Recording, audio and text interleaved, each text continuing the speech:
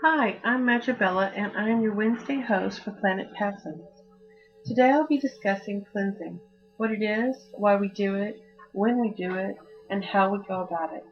Cleansing is to make something thoroughly clean, to rid a person, place, or thing of something seen as unpleasant, unwanted, or defiling, to free someone of sin, guilt, or negative emotion. Most of us have cleaning or clearing rituals that we can easily recognize. We start with our daily rituals of bathing, brushing our teeth, things that most of us do daily. Why would we do that? To eliminate dirt, germs, toxins that might make us sick or unhealthy. We might carry that further and fast or detox with fruits, vegetables, waters, herbs to take care of buildup of bad foods, toxins, and other unwanted things that could destroy our health. We can clean our living spaces and eliminate dirt and debris that hamper our living areas and to keep us healthy as well. The same way we wash our dishes and sweep our floors is also why we do these things for spiritual purposes as well. Almost all religions and spiritual practices recognize the concept of cleansing for mind, body, and soul, in the physical sense and the spiritual sense. Cleansing rituals of the mind, body, and soul generally are done before ritual work as a way to center ourselves and prepare our focused mind at the task at hand. We may take a ritual bath with herbs and salts to purify as we start to create the sacred space within us. As we prepare for our entering our sacred circle, we may smudge ourselves as well, taking it to a more ritualized work on ourselves. We may do this cleansing to break the cords of some negative condition inflicted by ourselves or someone else.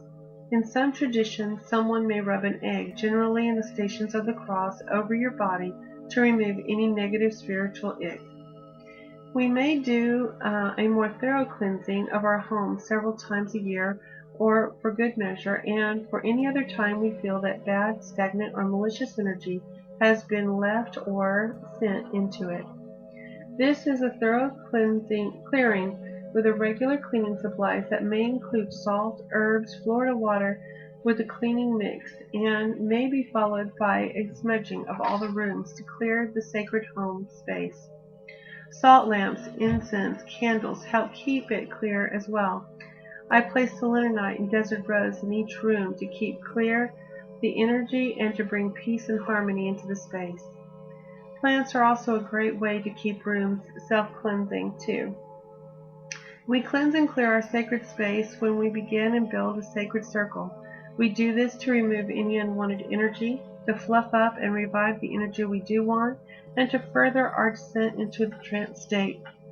We start with a broom sweeping the air, followed by incense and smoke, water and salt, and building positive energy, but also cleansing as well. When we buy new things, especially from secondhand stores, we cleanse the items with any residue from previous owners or negative influences that may have been left there. Items that we use in certain workings need to be cleansed ever so often. If items are used in healing work, they need to be cleansed more frequently. If the items are to be reprogrammed for a different use, we would normally cleanse before reprogramming. Not everything can be cleansed in the same way, so prudence and research need to be applied before you do cleansings. For example, selenite cannot be placed in the water, for it will fall apart. So how do we clean certain objects? So there I do it by the 4 different elements mainly, and the sun and the moon. Number 1 is by water. With water and some dish soap, I would add herbs, salts, or Florida water. Your formula will become unique to you. Mine changes depending on what it is and what I am cleaning off of the object. But we also can do a liquid smudge as well, doing those same salt, Florida water, or herbs to a unique mix that we spray into the air if we have people who are sensitive to smoke. By fire, running an item through a candle flame such as an athame, or burying a cast iron item such as a cauldron into the coals of a fire to rid it of rust and ick. Fire is a beautiful way to purify, and it burns away all but what is to remain. By air, smudging, pulling things through the smoke of a censer, such as your tarot deck or anything made of paper that can't be placed in fire or water. Also, the toning of sounds, of bells, of anything that makes a clear, beautiful sound can also clear space. And this includes your own voice, the power of chanting. By earth, by placing items in bowls of hematite or crystals, or maybe a bowl of salt, to cleanse and recharge. You can do this by even burying the items into the earth itself. By the sun or the moon. By the sun, as you put out in the middle of the day, the sun's rays will cleanse and recharge. By the light of the full moon will also do the same. Smudging is a popular way for a lot of different cleansing work, and you can use more than just sage. Native American tribes had 3 sacred herbs for this: sage, cedar, and sweetgrass. They used these 3 because one of these 3 grew everywhere.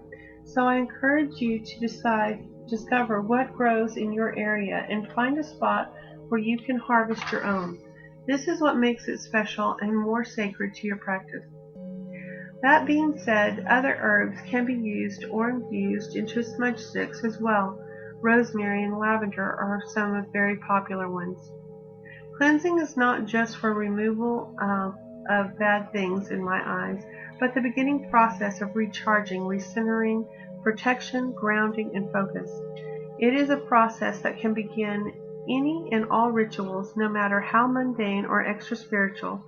It helps form and build a connection to yourself, your home, your sacred space, and all the things you use to practice and work with.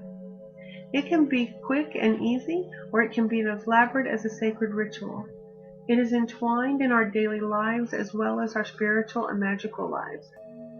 So this is a pretty broad subject, cleansing, and there's so many different facets to it because so many different type cleansings can take place, whether it be the body or whether it be something that we work with. So if you have any specific questions or anything that you'd like to add, we would love to hear it. If you'd like to put it in the down bar and in the comment section below, and we will try to get those answers to you as quickly as possible. And if not before Friday, at least at the Friday wrap up, we will be talking about any questions left as well. So that being said, I'm wishing y'all a very blessed day. Hope your Samhain was as special as mine. And I bid you good day. Bye.